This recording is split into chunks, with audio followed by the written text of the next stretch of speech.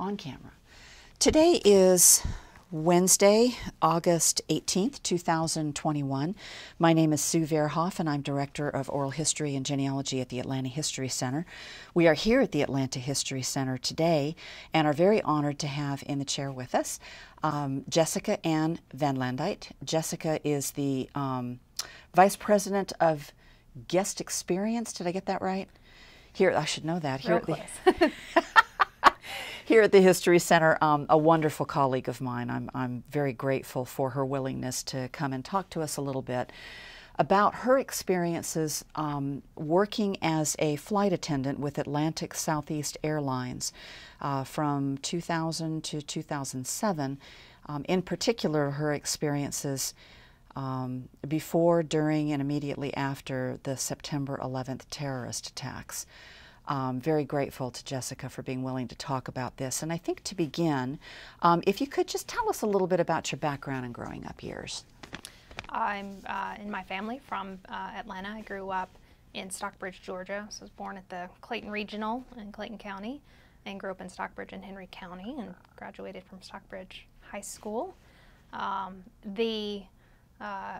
went to several colleges along the way, which actually led me to being a flight attendant because I couldn't figure out what I wanted to be when I grew up.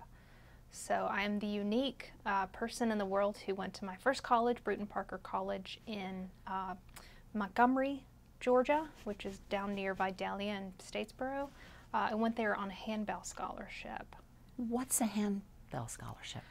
So I played handbells for the group there. They were the Baron Ringers. I saw them. I played handbells in my Southern Baptist church growing up, and I loved it very much. I was very musical, and I always wanted to be in that group. So I chose my college based on the fact that I got to go do something I thought was really cool, and they gave me some money to do it.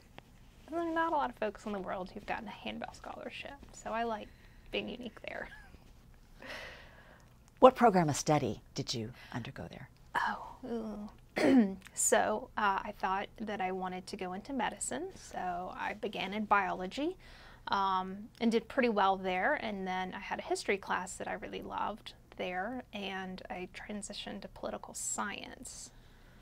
And I was at Bruton Parker for 2 years and left for a couple of reasons, one of which it was a Southern Baptist college, and I came out as a lesbian in college and felt uncomfortable in that atmosphere, so I transitioned to Georgia Southern University in Statesboro, carried on with political science, and then college didn't go well for me there either, and that's how I ended up being a flight attendant.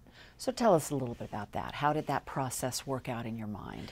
Yeah, I guess you would say I had quite a bit of wanderlust in college. Had a friend who had gone on to fly for Delta and talked with him frequently about the job, and he, of course, it seemed very glamorous because he was flying all over the world and enjoying himself very much. And I ended up leaving college. I ended up applying for a position at Atlantic Southeast Airlines as a flight attendant, and so I got that job and I left college, much to my parents' disappointment, but also excitement that I could have a full-time job and support myself, at least if I was going to leave college, which was, their preference, that at least I had something I was going to do, and I was very excited about that. How was the selection process for becoming a flight attendant for Southeast? Yeah, Atlantic Southeast Airlines is based in Atlanta. Was a subsidiary of Delta, so it was considered one of the Delta Connection carriers. It was a regional carrier, so a little bit smaller airline, smaller aircraft than you might find at a kind of a mainline carrier. And I just went for an interview. And a piece of advice I got from my flight attendant friend was, don't tell them you like people, because no person who has been a flight attendant believes that you actually like people. Tell them why you really want to have the job. So I'm not sure how I made it through. I just expressed that I was in college and that I, had wanted to try this out. This is not new for my family. I actually ended up being a third-generation flight attendant. We have 2 other people on my mother's side, 2 women who were flight attendants. The first one was Aunt Peggy, and she flew for Delta in the 1950s and had to quit her job when she was married, as was required at that time. And then cousin Linda started flying in 1966. So she was still flying for Delta and was, 30-something years senior when I got on with Atlantic Southeast with ASA. Did you chat a lot with them about your decision, or did they talk about their experiences when you were growing up? Yes. Peggy lived in a different state and by then had been long retired, and didn't talk with her as much. But Linda, I always found her so fascinating because she was rarely at family functions. She was flying. And when she, came to things, she told stories of where she'd gone, and she always seemed so cool. She was always, single and traveling and had cool cars, and she was a really fascinating person. And so there's some of that, I think, that, I got a very positive image of a flight attendant, not, something that you would have seen in popular culture of a sexy stewardess or something like that. I saw, kind of a single woman who was very strong, was independent, lived on her own, and always thought that was really kind of cool. Yeah, so third-generation flight attendant. So this wasn't too crazy for me to make this leap here. That's amazing. Yeah. Now, you mentioned your brother is also a pilot. Was that before or after you started? During. Okay. He is 2 years younger than me, so we're not very far apart at all. And when he was in his early teen years, he thought he might be a pilot and took some flight lessons, I think at a local airport near Stockbridge, and really loved it. He ended up going off to college with similar collegiate experiences. Didn't know what we wanted to be, hadn't quite figured it out yet. I think it's horrible that we force people to choose at 18 what they want to do for the rest of their lives. But he ended up going to flight school. He left college after 3 years and went to flight school in Florida. So he did the private flight school route where he paid and got the, all the way from private up to commercial, ready to go and be hired by an airline in just a couple of years. And what airline was he hired with out of school? He was hired with my airline. He was hired with Atlantic Southeast. They hired kind of low hour pilots. You have to have a certain amount of hours to be qualified for certain types of licenses and certain types of jobs. And Atlantic Southeast, because it was small, it was regional, it was, think of it as entry-level flying. So if you didn't come from the military with a high number of hours, or some other, being a private pilot elsewhere, then you often started at that time, in the early 2000s, started in these kind of regional carriers, where you could get enough hours to then move on up to the next stopping point. Yeah. Okay. Well, tell us about your training as a flight attendant. It's really intense. It makes college look easy and boring, soon discovered. We had 6 weeks of in-house training. So there's a training facility. This is in Atlanta, where lots of airlines, and Delta has training facilities, flight safety, which is private, kind of training facilities there. And then Atlantic Southeast was headquartered in Atlanta. So we had training in that building, and it was 6 weeks of very intense, lots of kind of rigorous training around things that are the FAA's requirement to be a flight attendant, and that is safety, first aid, evacuation procedures, and you take a test every day, and you have to score a 90 or above to move on. If you score below a 90, they give you one more chance to take the test, and if you pass, you continue on. If you fail, you wash out. So I didn't realize there'd be that level of kind of rigor around it. And in hindsight, I'm glad there is. There's a lot you are responsible for. And you're learning the types of aircraft that you're flying on, the intricacies, the nuances of each aircraft, where the safety equipment is, where the emergency exits are, first aid requirements.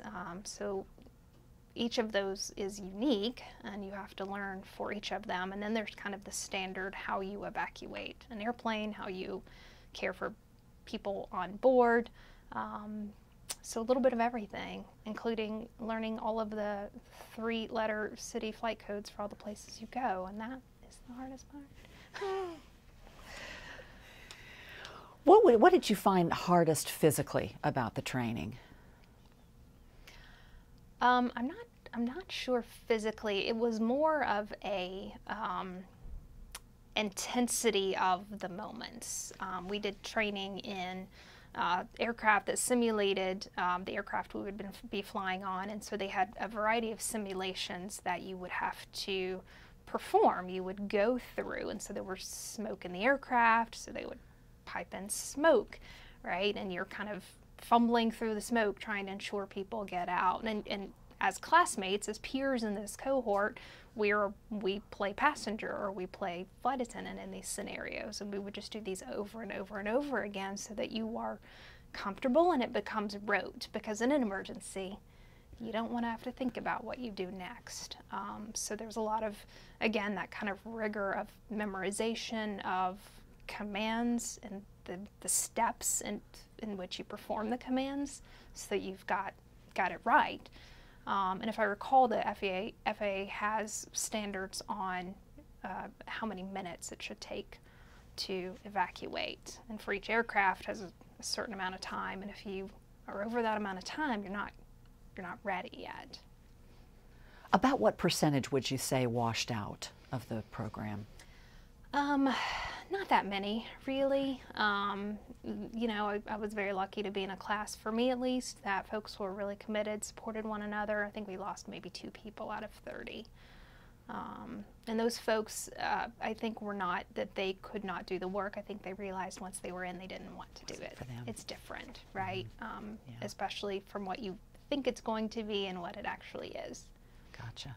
Was the training performed by Atlantic Southeast Airlines, or did airlines partner in providing this training for you? This was Atlantic Southeast. They had a training department. This is all FAA mandated and approved. And so they had a training department. They did use equipment of other airlines or flight safety, so we would go different places to get, experience in different types of aircraft or within simulators. We kind of sat in a simulator and watched a takeoff and landing from a pilot's perspective to understand what they were going through. There's a lot of rules around communication between flight attendants and pilots that you had to know, and so they let us kind of experience what pilots are doing in takeoff and landing, and the reasons and how you communicate with pilots is very important, and that kind of gets to when things go wrong with an aircraft or a situation. That communication is key, and then that is an interesting part of the kind of training there. Can you tell us anything about the training specifically pertaining to a terrorist type incident? I know back in the old days when I was your age at that time, I guess, there was, the hijackings that would take place in Athens and other places in the world. So I know that the idea of a terrorist incident on an airplane was certainly not new with 9/11. Can you tell us a little bit about how they prepared you for that? Yeah, and that is part of what happened on 9/11. The way that airlines had trained flight crews for decades was the way that hijackings took place in the 70s and 80s. And usually they were people that made a demand, and they would use the airplane or the passengers on the airplane as the kind of leverage to get what they wanted, right? So they would often give pilots a destination, and they would land there, they would make their demand and hold people hostage until they got what they wanted. That's not every situation, but that's how we were trained, how flight crews in general, and this is pilots and cabin crew, were trained to give them what they want, because what's probably going to happen is you're going to be sent somewhere, you're going to be held hostage, maybe lose people in the process, but that's what we knew at the time. And that's a great deal of the FAA training for pilots and flight attendants, is only what they knew had happened in the past. So the reason we wear our seatbelts and we put our tray tables up and our seat backs up and the way that we do all of that on the airplane is because at some point somebody has died because of that problem. And so you're training to prevent unnecessary deaths in the event of an emergency. So that's way, we got a little bit of bomb training because bombs were, again, kind of something that had been used as a threat. So we knew and were trained a little bit more and differently after 9/11, but generally if you can move a bomb, which a flight attendant being forced to move a bomb is crazy, but if you could move a bomb, you should move it near one of the emergency exits or near a door, because if it's going to blow, it can go ahead and blow that door out with minimal damage to the aircraft, that kind of thing. Yeah. But that was really it. There was nothing like 9/11 before 9/11. So it was a lot around things that would go wrong with the airplane or things that would go wrong with a passenger, somebody getting sick. So really highly trained on first aid, but no consideration of, the weaponization of a flight attendant at that point. That wasn't a real thing. Did they talk to you at all about dealing with a passenger who could be, thinking of those old scenarios, who could be considering hijacking or having a bomb or trying to make some kind of a demand? Was there training for you as a flight attendant in interacting with a person like that on the plane? I don't recall at that point. I think, it was more that they would be communicating with the pilots. Right. The flight attendants were just there to get them to the pilots. And because of the level of access that we had to pilots at that point, they would say, I want to talk to the pilot. And a flight attendant would probably, before that time, have not known to prevent that scenario because all of the experiences beforehand were not this type of experience. Of course. Boy, that really puts a whole different light on it. Oh my gosh. Wow. Okay. You mentioned something when you talked about your training kind of in general, the flight safety course, which was private. Can you kind of describe what that is and what your experience was with that and your brother's experience with that? Right. So flight safety is they're a company and they train pilots and flight attendants. So they were, my brother went to flight school at the flight safety at Vero Beach in Florida. There are a lot of flight schools in Florida. And then there is a hub in Atlanta. Again, Atlanta's a huge airline hub, so there's a flight safety there, and so we use their facilities. They are a private company that has a variety of different types of flight simulators, so you would either, as a pilot, use the simulator to continue your training or do check rides or move on to new equipment. For flight attendants, it held all of the mock-ups of various types of aircraft. There were kind of some of the safety scenarios you would go through were there to be used. So it's kind of a partnership between the two. What Atlantic Southeast didn't have to provide for training was used at flight safety. I see. Okay. Yeah, and a lot of the airlines don't have simulators of all of their aircraft. This is kind of a place that does that kind of either finalization of training or moving through, again, equipment and check rides and all that kind of good stuff. Okay. All right. Anything we haven't covered about your training that you want to share? No, I think it's pretty well covered. How do you feel once you actually started flying? Yeah, did you feel like your training properly prepared you for being a flight attendant? Yeah, I mean, this would probably be a good point to note that Atlantic Southeast and mainline carriers are very different in how their flight operations, or at least their equipment is. So these are aircraft that require 1 to 2 flight attendants. They're smaller aircraft. The FAA requires 1 flight attendant per 50 passengers. So when you get on a big Delta 737 or 767, they've got hundreds of passengers, right? So you're going to see a pile of flight attendants, FAA required. We had smaller equipment. Ours were from 30 passengers up to, by the time I left, we had a 70 or 90 passengers. So you were either the only flight attendant or you were one of 2 flight attendants. That's probably something I should have mentioned. An important part of the training is you are on your own for most of this, which is very different than being in a scenario where you have multiple flight attendants to support you. Everything that a flight attendant does on that flight, all of their responsibility is on one person.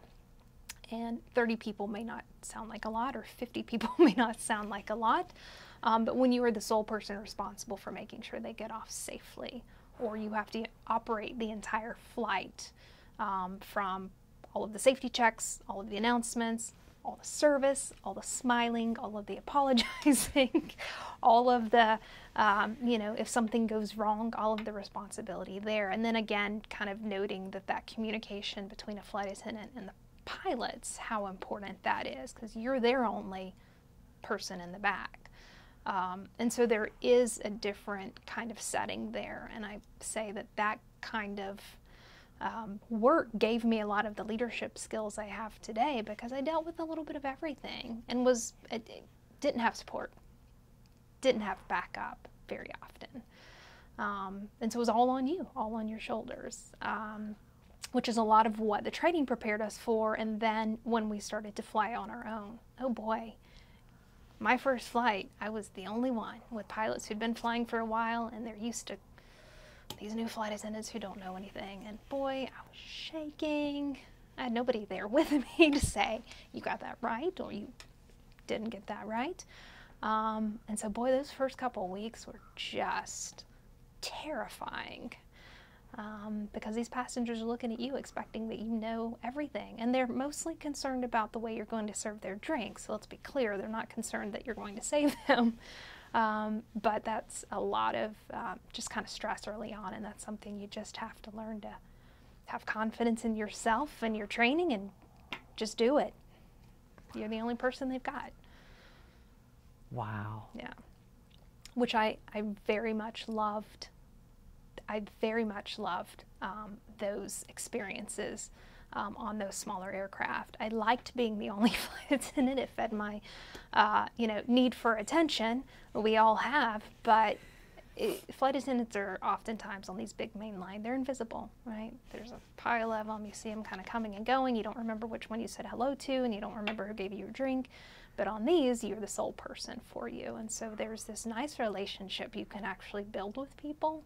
I have some wonderful memories of individual passengers who I had a wonderful time with. Wow. Yeah. That's so amazing. It was fun in that aspect a lot. And did you feel like the training that you got prepared you as well as any training could prepare you? I mean, like you said, much of it's on the job, but did you feel like your training was right? Absolutely. Yeah. And that is something too, that because of the rigor around this kind of job being a safety and evacuation job, that there was yearly training we went through as well. So we did recurrent training. So we would have each year 2 days where we would go back through the first aid. We would do all the evacuation drills again. We would go through the commands again. If there was anything new or equipment changes, we had additional training for that. So it was constant throughout. It's not they just put you out there and hope for the best. They want everybody to be successful. Okay. It's a lot riding on that. Wow. So you began, you've got May 11th, 2000. I'm assuming that's your hire date, but that's probably not your first flying date. Right, yeah. The hire date you'll never forget as someone who worked in the airlines, because everything you have is on that. All of your seniority in the world is based on that flight, on that hire date. I'll never forget that. So I did training in late May through June, and so I started flying in the summer, which, high peak travel season. I was first based in Dallas, Fort Worth. So Atlantic Southeast at that point had 2 bases, Atlanta and DFW. I thought I wanted an adventure, so I chose DFW. I got out there. Texas is very hot. It's very flat. I didn't know anybody. My roommates were not great people. Ended up asking for a transfer after only a couple of weeks. So my first flights took place in 99-degree weather, and, scorching, and passengers were, of course, hot and sweaty and unhappy about it. So it was an interesting couple of weeks, but immediately came back to Atlanta and knew that was the right place for me. So that was that was summertime. That would have been, summer of 2000. Okay. Any incidents you remember over your first year or so of flying? Mostly it was, what I remember is the people I flew with, my colleagues. If I happened to fly with another flight attendant on equipment that was large enough for that, that was wonderful. I got to know new people. I got to learn from them, which is still really important in that first year. And then the pilots, again, you're only with 3 people as a flight crew, and you overnighted together. And so you spent a lot of time with these people, 4 days, with the same, usually at that point, men. There were more women flying later in my flight career, but spent a lot of time with these folks in cities you'd never been to. And so at this airline in particular, there was a lot of really close friends and family, and there were flight attendants and pilots that were married, and flight attendants that were married. And so I don't so much remember the passengers then. I remember getting to know people and learning about who they were and their backgrounds and why they were in the air, and learning from them and with them. That's the fun part, yeah. The passengers generally were going to Florida and the Northeast and Midwest, and they were just on on the train for that. So that's, I think, my memories of the first. Did you ever have a chance to fly with your brother? No. Okay. No. Okay. And it just unfortunately happened that way. Luck of the draw. Yeah. We tried, but didn't work out. Okay. All right. Well, tell me about September 11th. So I was still new. I was still very new in flying. I think I'd held some lines, had been on reserve, so I could just be called at any point. I'd held some lines at some point and be able to dictate my own schedule. And this time in particular, because I was still very new in my seniority, I worked primarily on the weekends when senior folks didn't want to work. So on September 11th, on Tuesday, I was not working. I think I'd just come off a trip and was sleeping in, because you don't get any sleep when you're a flight attendant.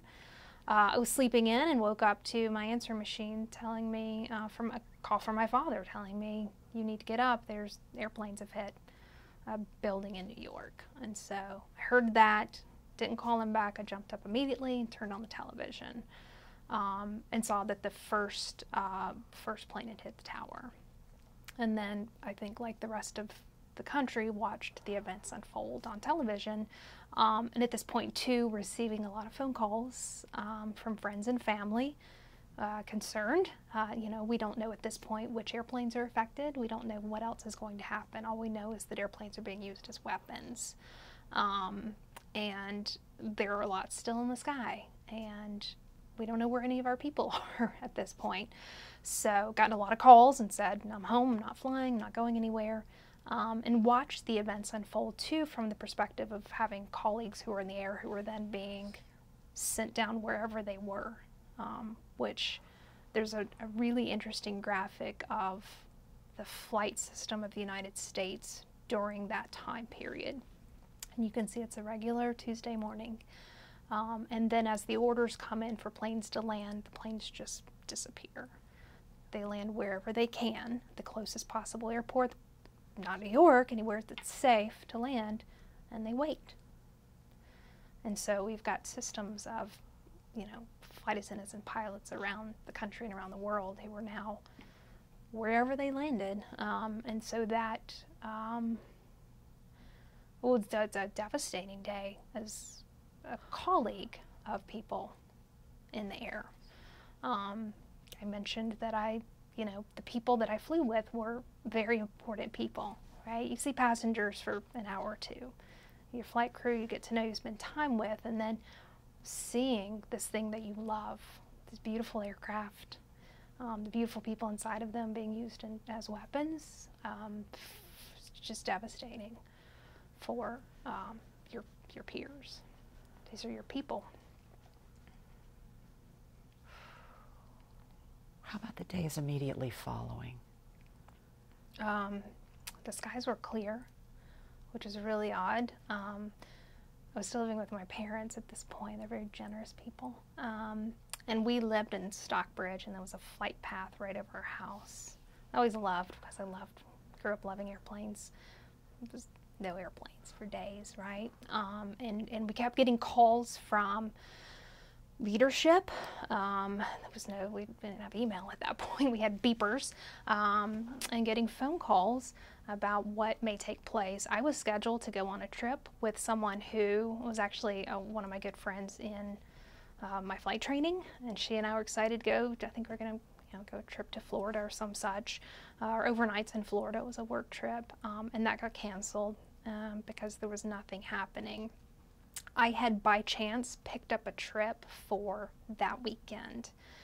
But picking up a trip means there's something available that somebody else has dropped, or it's just available, and it was going to Toronto, and I got into this to travel, so it was going to Toronto, and I really wanted to go to Canada. So that was my first flight after 9/11. So entering the airport was surreal. We as flight crew in Atlanta didn't have to go through regular security, so I didn't go above ground from our training space or our break areas and our kind of check-in areas to see any passengers yet. But I got to the airport where we checked in, let crew scheduling know we were there, and reported for our flights. And the flight crews, it's just people are in a daze. And I ran into that person I was supposed to fly with that week, and we, just kind of hugged and cried and were scared. And that's a really odd thing to say, because we were on these tiny little aircraft.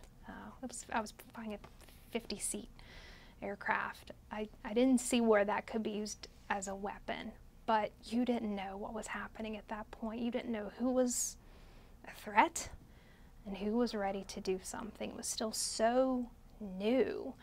And so it was a fear, probably not the same kind of fear that a mainline flight attendant had. And I want to acknowledge the privilege of being at a smaller, airline, and probably not dealing with it in that way, especially not one of the airlines that had just experienced 9/11. But there's just fear in general. In my first flight, I think we got on in the aircraft, and the airlines took a hit after this because passengers were in fear too. Passengers, experience the same thing, right? You're going to, a businessman who flies every week. The same way that you go to work every week is now something that is seen as a weapon. I mean, they were going through this kind of fear and trauma too, and just general people, flying on vacation. People were scared to travel.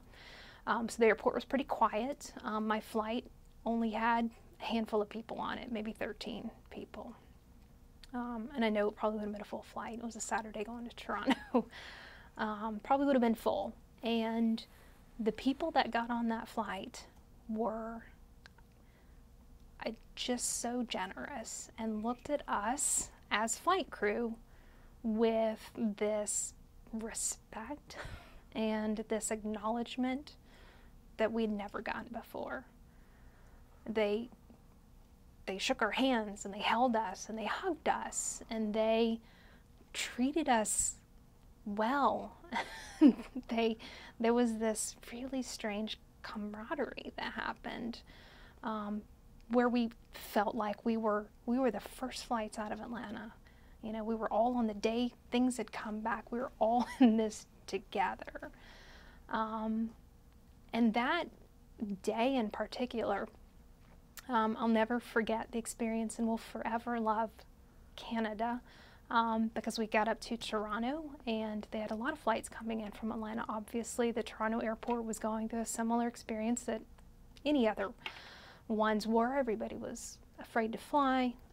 We got there, we got into our van and went to our hotel, which was right in downtown Toronto, right there at the Sky Dome, or whatever their big tower is, right there in town. And we took off our uniforms, got ready for street gear to go out to dinner, and walked out in probably one of the most populated areas of Toronto. There was a bridge to kind of the main area of town, and the whole bridge, there were flagpoles that probably the week before had been Canadian flags were all American flags. And Canada's our next door neighbor, but they were right there with us, taking down their own national flag, their national pride, and putting up American flags. That solidarity, that mourning together was incredible. Never forget that. Do you remember what day that was specifically, Jessica, that first flight? I just remember it was Saturday, so whatever, 15 or 16. Really? Yeah. Wow. So I think things opened back up, I think on that Friday. So it was shut down for several days to try to figure out what was happening, right? And so when they opened it back up, part of what had to happen too, noting that flight crews and airplanes were scattered across the country and throughout Canada and throughout the world, people that were supposed to fly into the United States could not, and so you had an instance that was, airplanes were at airports they never would have gone to. They were going to smaller airports that could support that type of aircraft, and you had flight crews stuck in places with no support, or no way to get home, and so it took a few days to get things righted, to get airplanes back to their hubs, to get them what they needed, service that they needed, to get flight crew back, and all of the issues that take place when you've been away for 4 days or 5 days or more, and pilots had timed out their flights, and so there's a little bit of chaos just operationally as well, trying to right things back to what could be normal operations. Were you told anything in particular to prepare for that first flight? No. Okay. How about, did your procedures change at all for that first few flights? Not immediately. The first big order was don't open the cockpit door, no matter what. We know now they're not going to ask to land somewhere. And so, the orders were basically don't open the cockpit door, don't give a terrorist anything. This is all we've got to prevent it at this point. And think about the operations of safety that are taking place. This devastating event has happened. We are trying to figure out exactly the events of the morning, right? So what the attackers are doing in the aircraft, what their motivation is, the way that they went into the cockpits, disabled the pilots, and then used the planes as weapons. All of the people who have trained flight crews before, everything's out the window at this point. And so they have to develop new systems. The TSA is born, right? So security at the airport changes. And so the first few days was just like operationally people are trying to figure this thing out. And we had on the equipment we flew, and this was pretty standard across all equipment, was the aircraft doors were, that thick. They had a little lock on them that the flight crews could choose to lock if they wanted to. But as a flight attendant, one of the things that I really enjoyed is, especially being the only person in the back on a flight, was the ability to go to the cockpit and hang out during a flight. If you had an especially long flight, I'll just pop open the door, go hang up, chit chat with the pilots.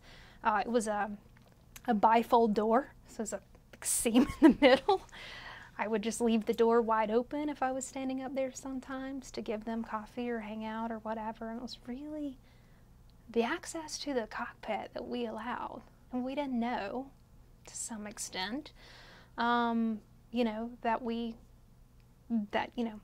change. That was a big functional change of the aircraft itself went to these big, huge, heavy, bulletproof doors, right? These indestructible doors. And over time, as airlines, the FAA, and the federal government's figuring out what to do, they are putting out bulletins about how flights should operate. And so we kind of went through this transition period of becoming more safe over time. And so, the doors got thicker, and there were certain commands that we used to get in and out of the cockpit at this point. So we had secret code words that we used to try to do everything to protect the pilots, right? To protect the cockpit. One piece of this that was very hard for flight attendants to accept at this point was that the pilots were protected at all cost. Nobody else is. I made about $19,000 a year.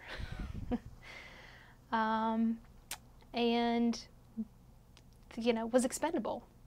And there's nothing you can do to argue with that to some extent. A lot of people quit because either the devastation and trauma of the attacks themselves on the airline industry, or the fact that now you knew you were a target and you were not, nobody's coming for you. The way that the cockpit operated with those secret code words and all of that, it was pretty much put to us. They will hear you die before they're not opening the door. So that, in addition to all of the things that you were now responsible for, was difficult. And there was very little support from the airline on that too, emotional support, which in hindsight, I was a 20-something kid, pretty resilient, I like to think. They offered no counseling whatsoever? No, it was, this is your job now, and if you don't like it, that's tough. But if you, it was more of a guilt. It was, well, we understand that you might want to be saved from an attacker, but if you're saved, then it's likely going to kill the pilots and more people. So you are expendable. Like, there's no choice here. And the pilots, there was tension. I was angry at the amount of, security that the pilots got. And it's not because they were the pilots, it's because the airplanes had been used as weapons, right? And I can, in hindsight, see that and know. But it was like, these folks are up here and we'll be safe no matter what. We'll all be back here fighting for our lives. And so, yeah, there's no support around that, really. It's just, here's what we have to do, and you're going to do it. So. Or there's the door. Or there's the door, yeah. Wow. So many people had already left. You're welcome to join them. So, and that was the industry changed forever, obviously in a variety of ways, but that job changed forever that day, right? So. What made you stay? It was those early 20s. Thought I was resilient. I loved flying. I genuinely loved airplanes. I loved being in the air. I loved takeoffs and landings. I loved traveling. And I guess I thought, well, and again, this is a luxury that I probably had at a regional airline, was, well, we're not the big targets here. Acknowledging that, right?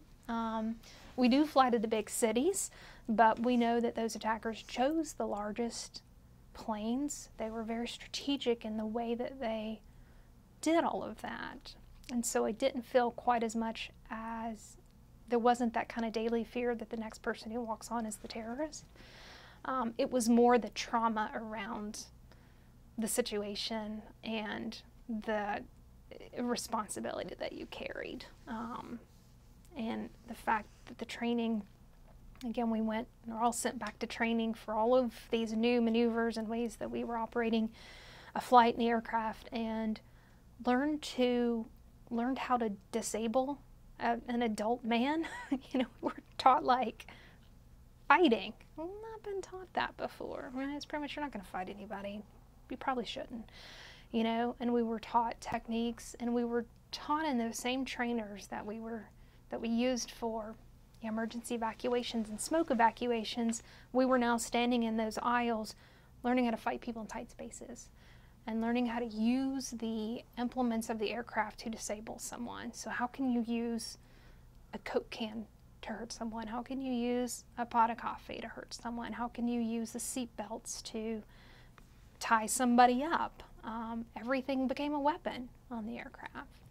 And so now you thought of all of these things as pieces that I would use, and you would think about, how would I use this? And in this scenario, what would I do if this happened? And we trained a lot on those bombs and where to put those bombs, and that's sort of the piece of the job that went from providing first aid and providing for safety in the event of an emergency went to this really, this kind of place of defense and offense if needed. So defending from an attack instead of dealing with an unfortunate accident. Right. Wow. Yeah. And so that became the forefront of all of the training. And the first couple of years after that, there was a lot of attention paid to it. And then we did, as an industry, how we do in life in general. We get used to our new practices. We get used to, and there's not complacency, because there's not supposed to be a lot of complacency in this industry. But there's just, this is our new normal.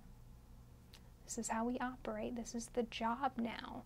And so for those of us who are flying pre and post, right, and to see that transition, and to be part of all of that taking place, a lot of people left because it was no longer the job they wanted to do. My cousin Linda retired. She said, this is too much. I'm not doing this. I loved flying. I do not like it anymore.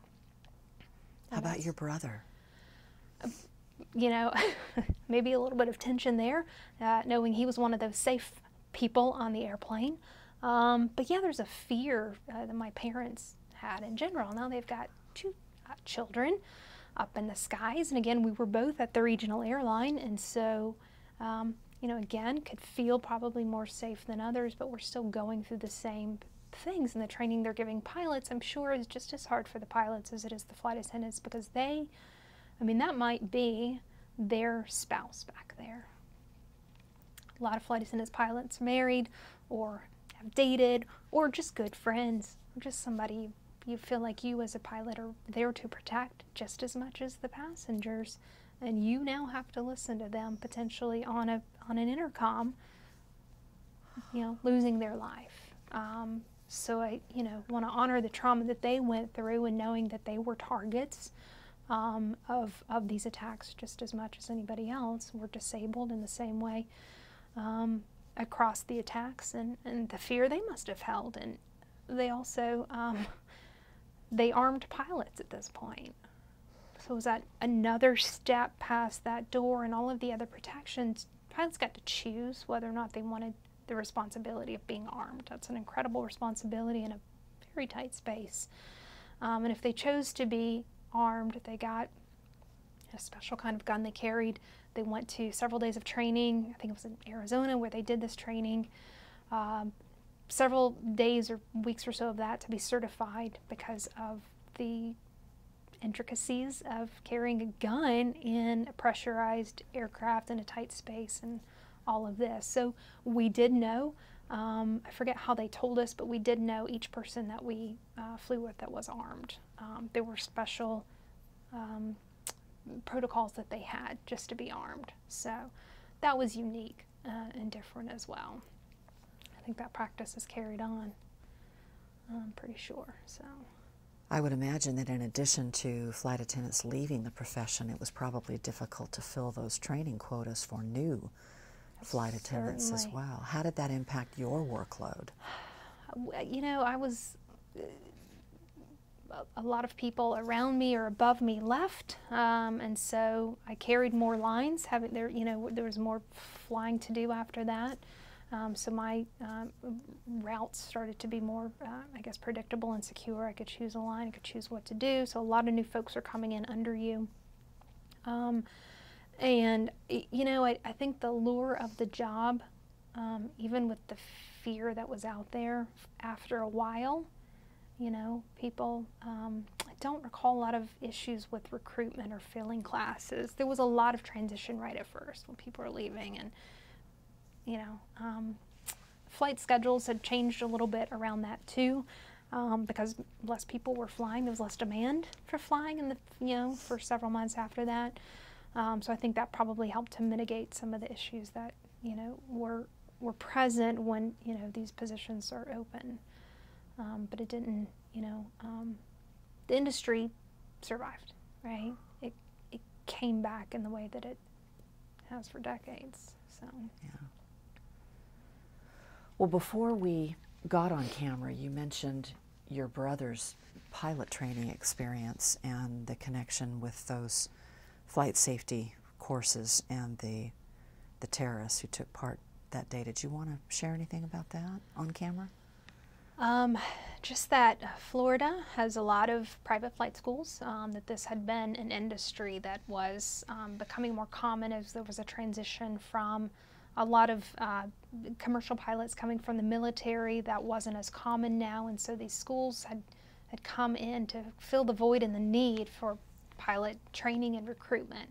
So a variety of flight schools. Florida generally has pretty good flying weather, which I understand is the reason that a lot of them are based in Florida. And so you apply for a program and you can go from no time to never step foot in an airplane to being a commercial pilot in a couple of years. This is very hard training. And you get your private pilot's license, and then you become an instructor. So you are instructing other students. So you're getting all of that on-the-job experience on a job while you're going to school.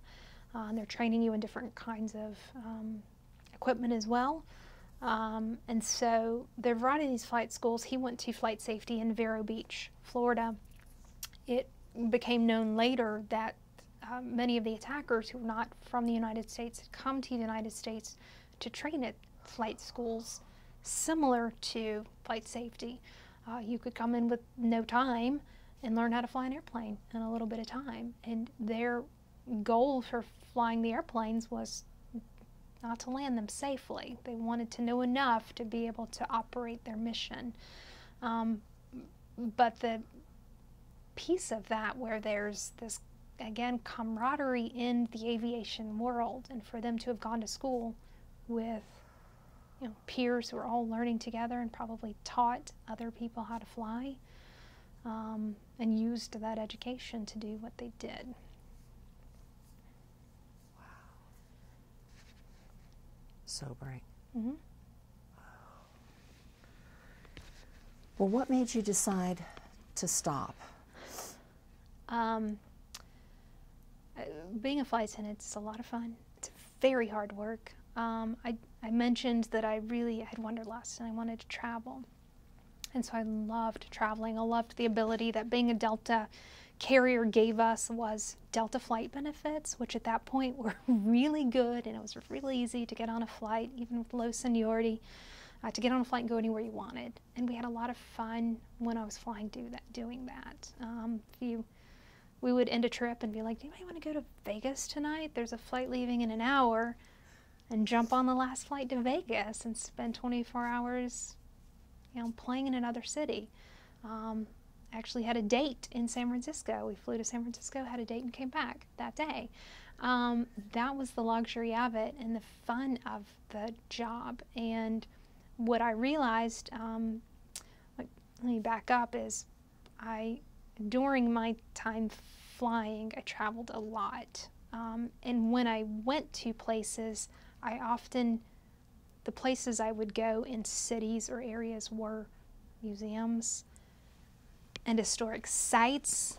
Really loved national parks. I loved hiking and being outdoors. I loved, you know, the natural wonders of North America. I traveled a lot in Canada and around the country. At this point, in my career, met my wife. I met Denise. And our first date, we talked about our mutual interest in history. So we talked about history on our dates and who our favorite people from history were. And, you know, I knew that when I was flying and if I had downtime in an airplane, I was reading some sort of biography on somebody from history. And so kind of started to put two and two together. Part of it was there's only so much growth you have as a flight attendant. And I felt at that point, I didn't want to go to another carrier, start over again, that I wanted something else. I didn't quite know what that was, but I knew I really loved museums and historic sites. I really loved the built environment. And I just talked with my wife and you know, I said, I think maybe if I leave this job, I'd like to do something in history somehow. And she was incredibly supportive of me and letting me just kind of figure this out and do research around. I had no college degree at this point, so around history programs and finishing up and what might be out there. And so I researched and I found this place called Atlanta History Center on the internet. I'll admit, I'd not heard of it before. I grew up in Atlanta. We're better about that now, but not heard of it before. And I thought, well, here's a thing I might try. So we signed up as volunteers. Patricia Mosier was the volunteer coordinator at that point. This was 2006, maybe 2005, 2006. Signed up as volunteers for the Ben Franklin exhibition. It's huge, excellent exhibition. It took up 2 galleries. It was incredibly interactive and immersive and got a lot of visitation. And so we were basically gallery guides. She signed up with me, and we would come on Saturdays through the run of the show, which was fall because I remember it was football season, and so we made our schedule around Georgia Tech football games. And we came on Saturday mornings from like 10 to 1, and we sit in the galleries, and we learned the gallery information or the exhibition information, and we just helped visitors with the interactives. There were a lot of them, and so we helped them use the interactives. I thought, this is really cool, I like this, but I knew nothing about how to get a job here at all. And so I kept flying, and we did this on the weekends, so I was kind of figuring it out. And then I decided that I would start applying to schools. I was going to get my history degree. And I applied to a handful of places, and I was really afraid about going back to school. It had been a while. I was changing majors, and how would this work with flying? And so I was really nervous about this. And my story, my origin story of the History Center in a professional role is that Denise and I were married in March of 2006. At that point, she had asked me on a whim. We went to Vancouver, British Columbia, and we got married. I was where it was legal at that time to marry a woman. So we went to Canada, enjoyed nice views, got married, honeymooned outside of Seattle. We're a nice little married couple, but she'd always, because she proposed on a whim and we just kind of got married a few months later, she'd not give me an engagement ring. So one afternoon, she picks me up from home and says, we're going on a date in Atlanta. And we drive to the Atlanta History Center. And so what are we doing here? This is like 4 o'clock in the afternoon, and she said, I got you something. And she took me over to Swan House and had arranged for us to get a private tour of Swan House at 4 o'clock. It was the last tour of the day. They canceled it for guests, and we took a private tour of the house with then Swan House manager, who gave us a lovely view of the place. I was like, this is really cool, what a great date. And then they opened the fountainside doors for us, and we walked out onto the terrace, and she started saying, I love you, and I'm so grateful that you're my wife, and all of these nice things. And I was like, I love you too, it's a beautiful view, look at this view, it's amazing. And she grabs me and she's like, pulls a ring out of her pocket and proposed to me at that point with the ring. So that was a beautiful moment. I walked back in, and the guy who was the Swan House manager he was overjoyed. He thought it was great. He was clapping. He was like, how fun is this? Congratulations. And I said, thank you so much. This was amazing, this whole experience. Thank you for giving us this tour and providing this opportunity. You know, we've been volunteers here. We love this place. I've never been in Swan House, but this is an amazing place. I'd love to work here. And he said, we have a job opening. So I got a diamond ring and a part-time job in about 5 minutes. And I've been here ever since. Oh my gosh, I love that. That's fantastic.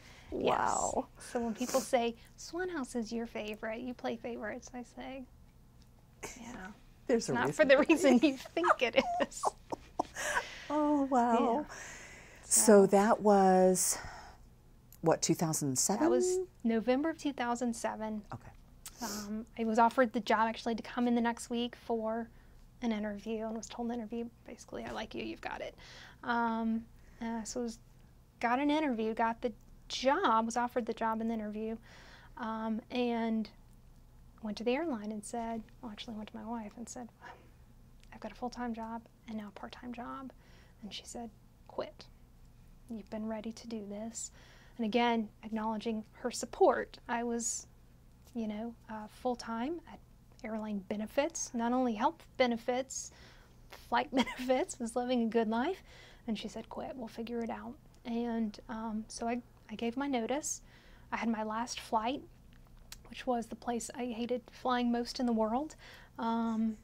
But it was so anticlimactic and it was just kind of like, you flew and then it's over.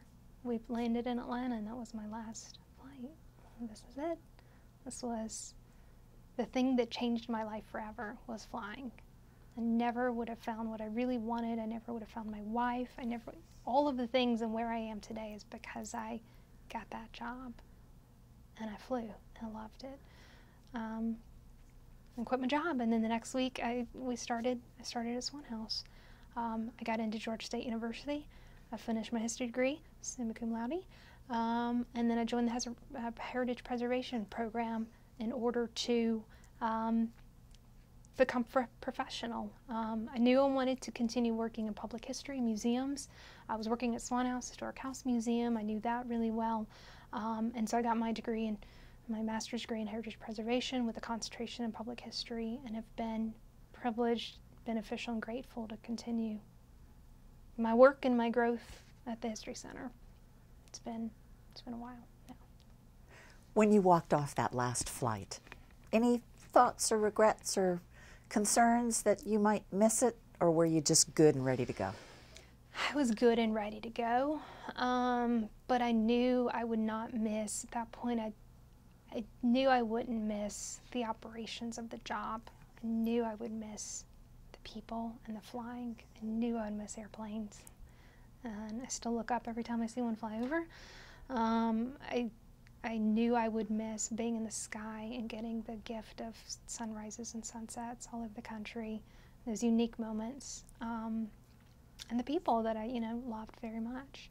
But I was done flying. It's very hard. It's emotionally and intellectually and physically tiring, and I was tired. Well, this has been fantastic. Is there anything else that you can think of, either pertaining to your time as a flight attendant or 9/11, that feels important to you that we haven't covered? There was something I was thinking about that I wanted to mention specifically about how things had changed after 9/11, and I don't recall what that is now. But it was part of that kind of operational change of the job, and it just so much changed so quickly, and this was quite a while ago, and so I don't remember, but I just remember something. There was a feeling of something that changed that was pretty dramatic there. But that, and to make clear that what happened on 9/11 went on in the airline industry, the way that we feared one another as passenger and crew and all, and the way that we existed with one another. If you recall that there were other threats that took place, right? There was the shoe bomber. And so there were other threats that kept taking place. So that's when they changed the liquids. So I was on an overnight somewhere in the world, in the United States, and the shoe bomber thing happened. And immediately the FAA was like, no liquids. But it happened so quickly because of the way that he had kind of was going to carry out his act of terror. We got to the airport, and as flight crew, you carry a ton of liquids. You're on the road for days, right? And so you've got, for women in particular, you've got makeup, and you've got your hairspray and all of the things that you had in your bag. And I was one of the lucky ones that whatever airport I was flying out of yet didn't understand that they were supposed to seize people's liquids. So it was this like whole 24 hours that anybody who was getting on an airplane couldn't fly with liquids all of a sudden. So I remember the news around this. I got back to Atlanta, and flight crew, I survived with my things. I get to go through with my makeup and such. But there were flight attendants who got back who had nothing. They had to give up their, leave and trash all of their makeup or their hair supplies or what other liquids they had on them. And so the act of, who TSA was and their responsibility and how they carried out their jobs continued to evolve, as well as flight crews, right? And so as new threats appeared or new, intelligence came forward with what might happen, things continued to change. And that was part of what we were dealing with for years too. And I will add something too about the fact that for people of color, in particular those who appeared to be Arab, that it was almost kind of a daily occurrence, not at Atlanta's airport, but around the system, that either by passengers or, gate crews or flight crews, they are seen as suspicious people and were not allowed on flights, were pulled off of flights, were detained when they got to a destination because of some sort of suspicious behavior. That's an important acknowledgement of what this time period did too, and the way that racism was part of how as a country we responded to this, labeling the people who did this and then everybody who looked like them, who dared to look like them, as an enemy. And one of the experiences I had was at JFK, which JFK is it's an international hub. So it's just people coming in from around the world and going out around the world. And it was an instance where the whole airport was shut down.